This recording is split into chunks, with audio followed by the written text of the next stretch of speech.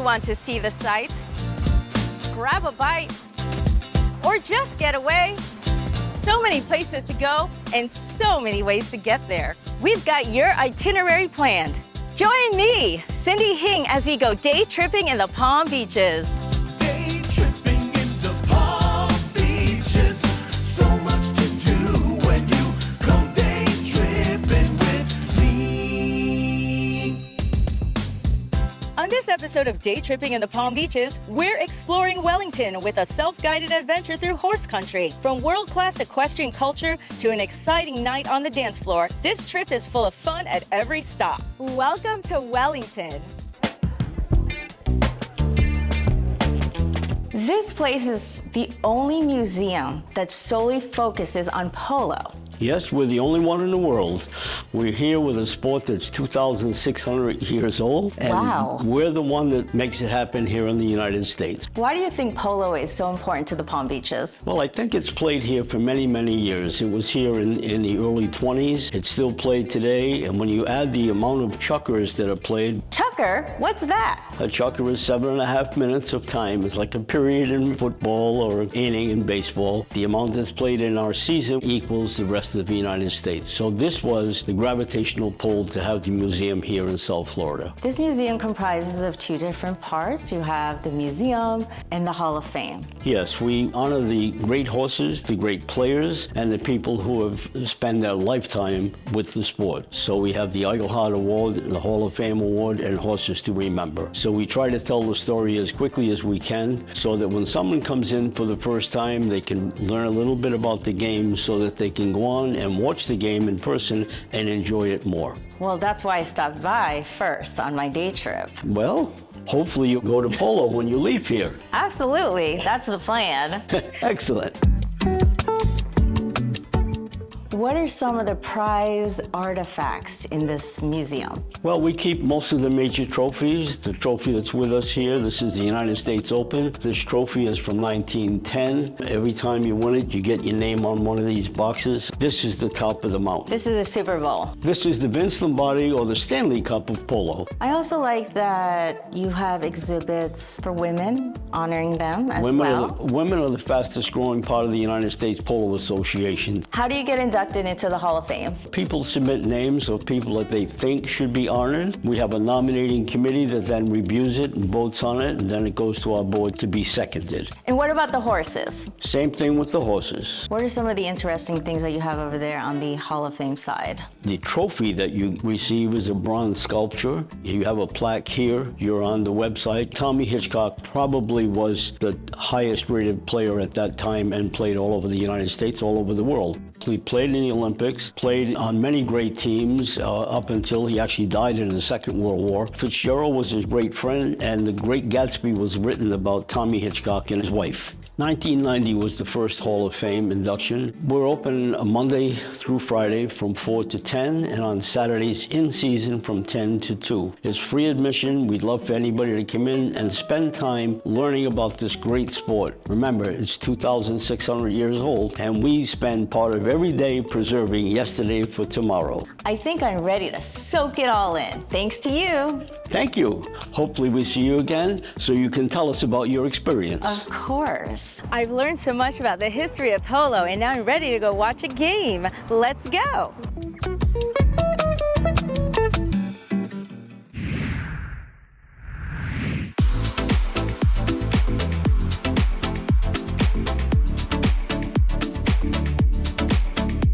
Peyton, I came to the USPA shop to get something to wear for polo, but I feel like I'm polo ready.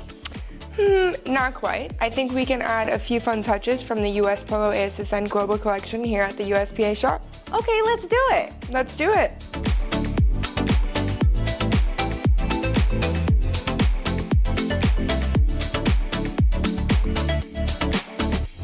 This feels better. It's classic, it's comfortable, I'm ready for the field.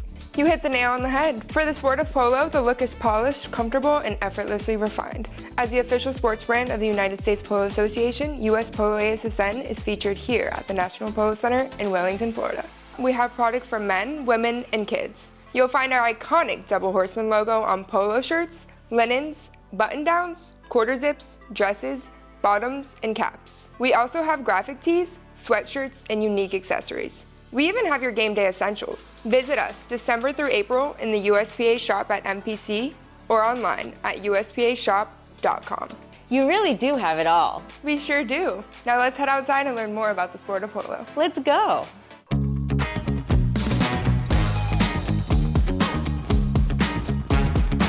So you're here to teach me the fundamentals of polo. I am. Where do I begin?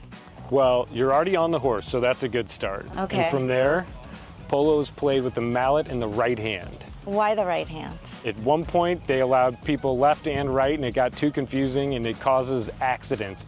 Well, good thing I'm right-handed. Good thing you're right-handed. And if you weren't, you would become I would right-handed. become right-handed Yeah. really quick. Okay, so the mallet goes in your right hand, and you put the thumb strap around your hand like that, and then you hold it, and it's not held in your hand really, it's held with your fingers. Okay. So you can get a good grip on it, but it's not like a hammer, it's really in your fingers. How important is technique? It's all about technique. You really want your swing to be right and something you can kind of depend on, and the same thing every time. It's a pendulum motion. Kind of like golfing.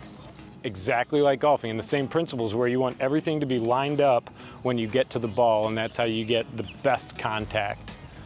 How am I doing? You're doing great. Yep, just the back and forth. I'm a pro. Yeah, you're a pro now. That's all it takes. Do I have to like snoop down? That's something? the next This step. is a workout. And there's some lean out too, technically. There's a lot going on. There's a lot to There's it. a lot. It's very technical. It's not easy to get, right away, and it takes a lot of practice. There you go. That's it. Exactly. Hey. Golazo! I have a new appreciation for the polo players and the polo ponies. Well, and then you put it to work at 30 miles an hour with people crashing into you and moving in and out of the line of the ball. You're right away. I'll see you field side. Perfect. Gus, this is a beautiful facility. Yes. So what do you do here?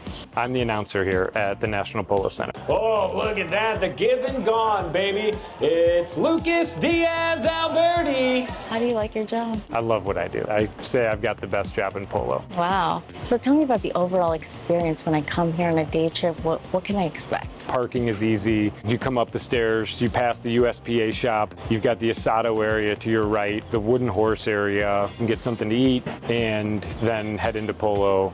Whether you're in the box seats or in the green seats or wherever you're watching from, it's an easy experience. We're here for Sunday polo, but there's polo almost every day of the week.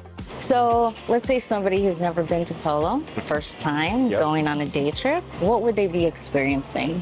What you're seeing is the largest field in team sports. It's almost 10 acres. On any given Sunday, we'll see 100 horses in competition. The players will tell you that the horse's ability is 80% of their ability. So there's so much teamwork that happens between the horse and the player, and a lot of strategy as to which horses are played when. Tell me how the stomping of the divots came about. So the stomping of the divots can seem like a ceremonial thing, but it's a really functional part of the sport. Divots are created by the horses running, and so when you stomp those divots back, it creates a nice clean field and the ball rolls better for the second half. So you bribed the guests with champagne. We couldn't figure out how to get them out, and so somebody said champagne, and it's worked ever since. Hey, it would work for me too. Yeah, exactly. Is the speed and intensity more than people anticipate? I think for first-time people at polo, it is, and they get a real appreciation for how fast the sport is, how fast the horses are, how quickly they stop and turn. The overall speed and power, the impressive display of literal horsepower really stands out for people their first time. And then on Sundays, people come dressed to the nines, right? Absolutely. You see a little bit of everything on Sundays, but I think the main vibe is casual chic, much like you've got going on here today. Yeah, just like you, exactly. Well, you know, they did dress me at the USPA shop. It's a great shop.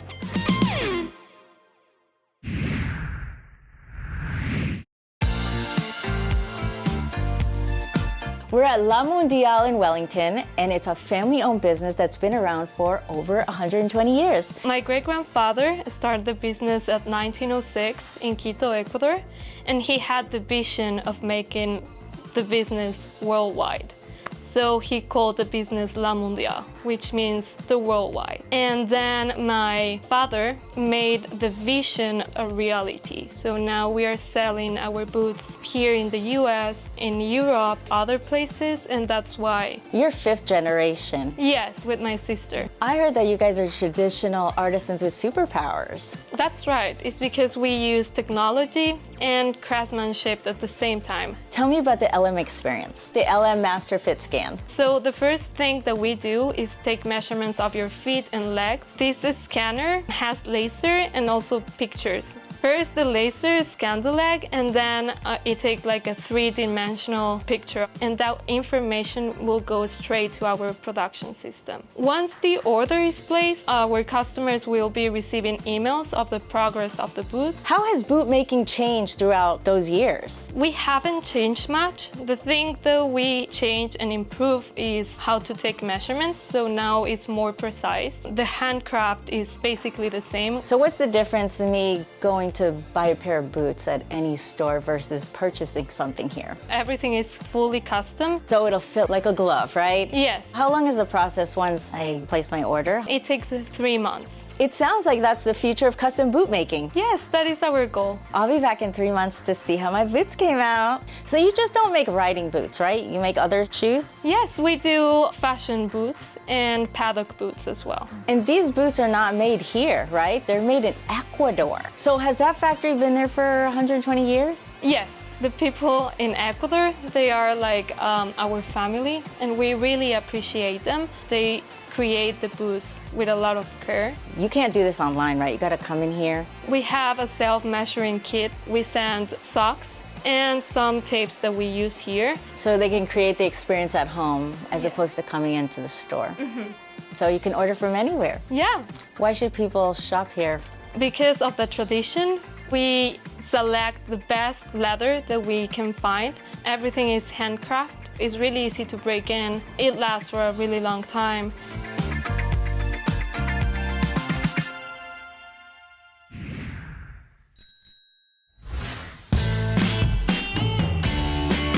If you're visiting from January through April, don't miss the world-famous Wellington International, home to the Winter Equestrian Festival, where top riders and horses from around the globe compete right here in the Palm Beaches.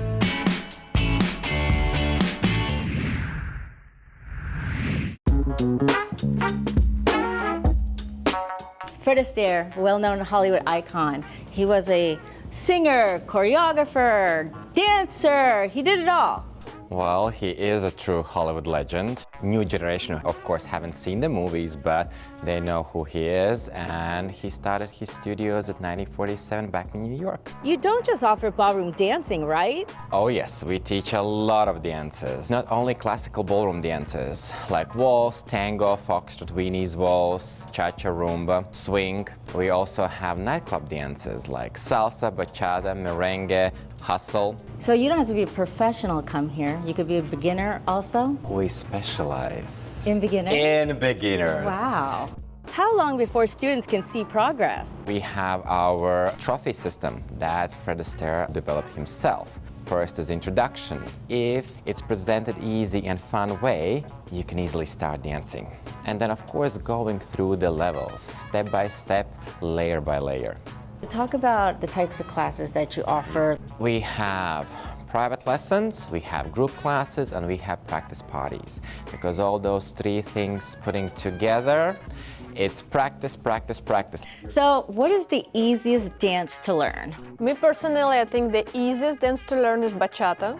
Look who showed up, DJ Newmark of the world-famous Funky Bunch. Are you ready to learn some bachata steps? Let's Yes! do it! Yes! Yay! Go! We're gonna start to the side, 4 step. Ready? And 1, 2, 3, tap. 5, 6, 7, tap. Go forward. 1, 2, 3, 4, 5, 6, 7. Nice. Okay, guys, you enjoyed bachata? Oh yeah! Yes. I can't wait for the next lesson. Okay, so let me introduce you tango. T, A, N, G. Bravo.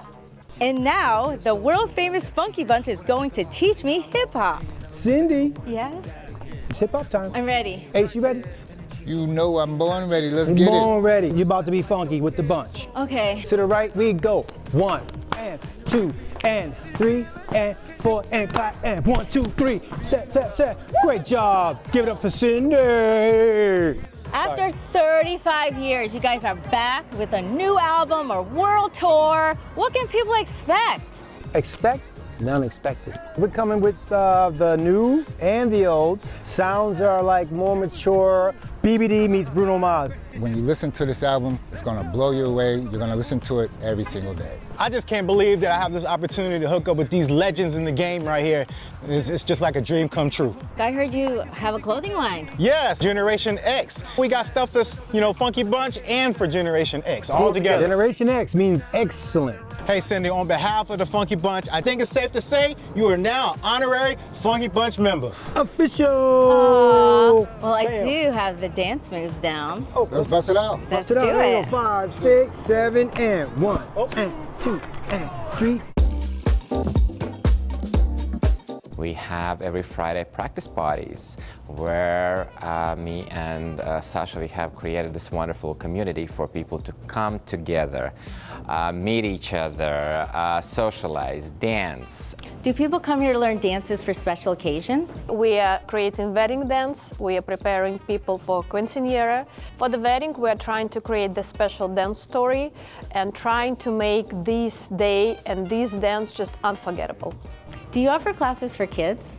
Of course, we are actually starting to teach kids from 4 years old, and the oldest kid right now is almost 18. Do you offer lessons for people with disabilities? Yes, we do. We strongly believe that dancing can help to regain mobility and balance. What does Fred Astaire stand for? The motto that we enrich people's lives socially, mentally, physically, and emotionally through the positive experience of dance. It's about bringing people together.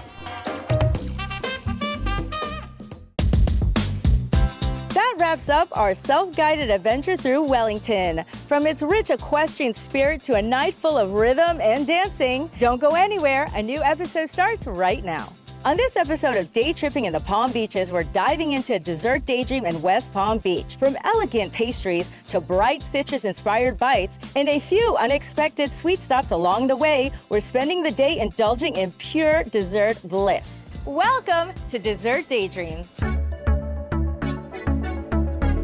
To get to our first location, you can take Tri-Rail, then hop on a Circuit or Bright Bike. Or if you take Brightline, it's just a short stroll away. The stroll doesn't have to be boring. Tiffany Faublas from the DDA will give us the scoop. Downtown WPB Unlocked is our newest experience for downtown West Palm Beach. We have over 30 activations, and you can see anything from our most Instagrammable mural, which is the Einstein mural. We have our utility boxes, and you're able to hear from that particular artist about their artwork. My piece titled Butterflies and Moth.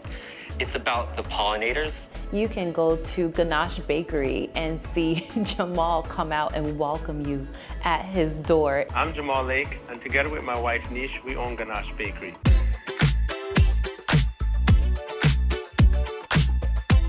How did the love for baking begin?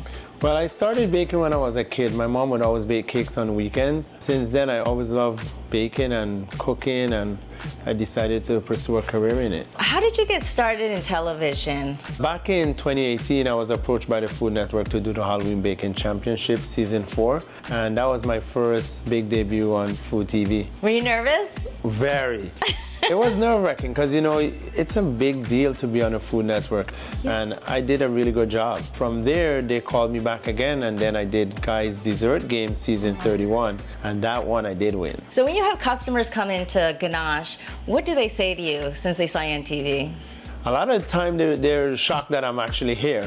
I said, hey, I didn't win $1 million. I'm still working. We opened our storefront in 2011, but we've been doing a green market for almost 20 years. What makes us unique downtown is we have the cupcakes and little treats you could grab every day, but we do a lot of custom orders.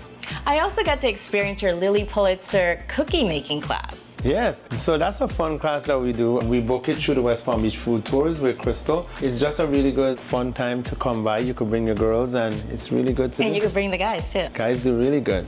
I didn't realize that making cookies, decorating them, was so work intensive. Day tripping! What's your favorite thing to do? My favorite thing to do, to be honest, is the custom cakes. So every week is like a new challenge. It's kind of like you're still competing on the Food Network. Oh yeah, it never ends. Tell me about everything that you offer here. Our chocolate ganache cake and our carrot cake is a must-have, and a lot of people come by to even have the key lime tarts. The rum cakes is also a big hit around here in West Palm. So would you like to help me put some finishing touches on our rum cakes? Absolutely, I'm Caribbean. First thing we do, we make sure we have enough rum. So we take a spray bottle and we spray extra rum on top of each rum cake. I am going to decorate this with white give it chocolate. a nice drizzle. And then I'm gonna come around and finish it off with a little toasted coconut. So you're gonna leave the show and come work at the bakery? I could do it all. I can multitask. Hey, we always need help around the holidays. And now for the best part.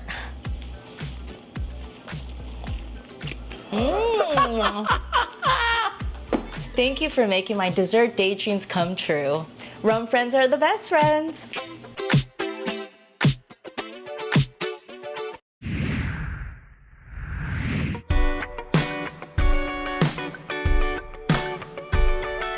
So we're here at Loic Bakery and Cafe, and you're from France. Yes. So what brought you to West Palm Beach? So I went to school and I learned to be a baker. I got my diploma and my first job was at the Four Seasons in Palm Beach. So you opened this cafe in 2018? This one, yes. So you make everything fresh daily? Everything in Loic Bakery in West Palm Beach is made fresh. And it looks like artwork. So I learned also how to make stuff look like different to anybody because we eat with our eyes first. So anyone who's new to Loic, what would you suggest they try first? The white chocolate pistachio almond croissant because this one, people, is like amazing. So is your croissant more compatible to the ones in France? No. They are different, yes, not too much. You still have the flavor. Here I use the best butter I can find. Do I love my croissant? Yes. So you also offer savory items? We have 4-cheese quiche, mushroom and leek quiche, and we do a variety of sandwich. We do biscuits. Alors, the biscuits. I make a biscuit, guys, you don't have any idea. It's fluffy, it's heavy. So many people love the biscuit. I got my tart. Do apple, apricot, and blueberry.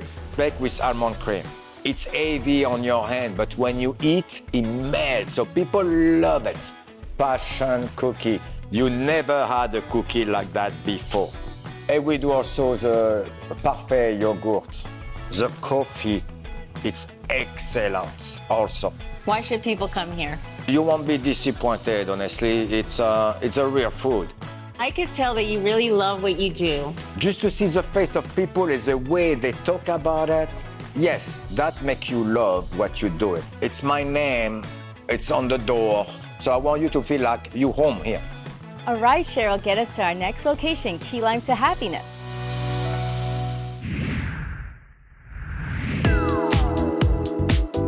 Key Lime to Happiness sounds like a love story. Tell me about it. So 11 years ago, we were at dinner and my husband said that he loved key lime pie.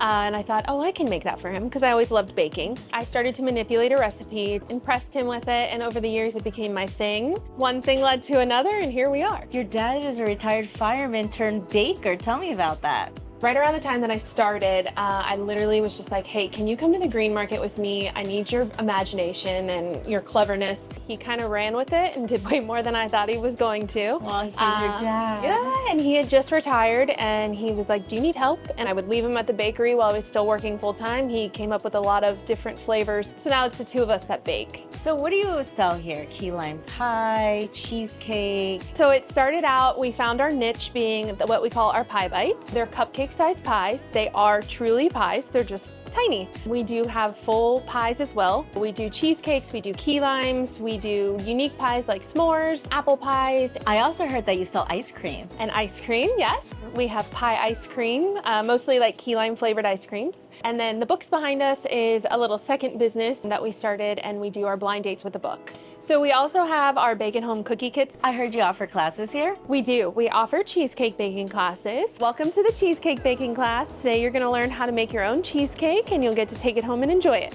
We keep it small, 4 to 6 adults. You bake your crust, and then you make your mix, and you design your cheesecake entirely the way you want it. Cheesecake is great, but I really love key lime pie. Can you show me how to make one? You know, Cindy, our recipe is a secret, but I think we can make an exception for you. Come on, let's make one.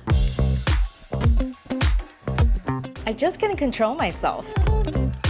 How can I help you? So we're gonna have you assemble the key lime pie. So we'll have you put the custard into the pie. We're gonna make sure it looks smooth and pretty, and then we'll pop it in the oven and we'll have the perfect key lime pie. I will do my best. Oh, it smells so good. So let's decorate it together. What I like to do is just a nice little rim of whipped cream around the side, so it's not too much, but just enough to make it look pretty. We did it. We did, it looks great. Yes, thank you for helping me find my key lime to happiness. Absolutely. On our way to kitchen to round out our sweet adventure, a ride share will help us get there.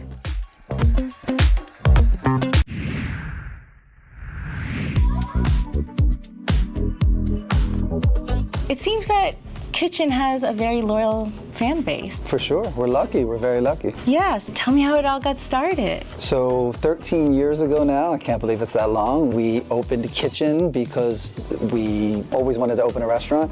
So you used to be Tiger Woods' personal chef. A long time ago, yep. You know, up in Jupiter Island, and I got to travel a little bit. Awesome experience. So I know that we're here today to talk about all the homemade desserts that you make. But I also know that you can come here for dinner. For sure. And we encourage it. I noticed that your menu kind of has like a love story behind it. Sure. My wife Eliza, who is awesome, she used to make a chicken schnitzel when I was a private chef, and it was my favorite thing, so the schnitzel had to be on the menu in honor of her. So you have all these desserts on the menu, and I keep hearing compliments about the coconut cake. And it has like lemon curd. It's really basically not even a coconut cake. Some people chase sunsets, I chase desserts. It's just more of a vanilla genoise, and we make a lemon curd that we put between the layers. Then it's just fresh whipped cream and fresh grated coconut. It's really simple and it's wonderful. Well, we encourage when you're 4 people having dinner here, like have a coconut cake and a dessert sampler, you get to taste everything. The dessert platter, when you can't decide which dessert to get and you want to try them all. A little bit of the chocolate pie, the warm apple crisp with the gelato we serve, and the strawberry shortcake, then the coconut cake. So you kind of get a sampling of everything that we do, and it's the best way to end the meal. We're not skipping meals, we're prioritizing joy. Why should people come to Kitchen? Hopefully to get a great meal, awesome food. I'm super proud of it. It's my first restaurant. We know it's quirky, we know it's interesting, and we're super proud of the staff, and I hope it emanates that when someone comes here. We think we're a special little gem, and we'd love for people to try us out. That wraps up this Dessert Daydream. From delicate creations to tangy classics and a perfect final treat, it was a sweet journey through the city. See you the next time we go day tripping in the Palm Beaches. Day tripping in the Palm Beaches, let's go. Day tripping, there's so much to see. Accommodations provided by Best Western Palm Beach Lakes, proud recipient of TripAdvisor's Traveler's Choice Award. Day tripping in the Palm Beaches is sponsored by Discover the Palm Beaches TV.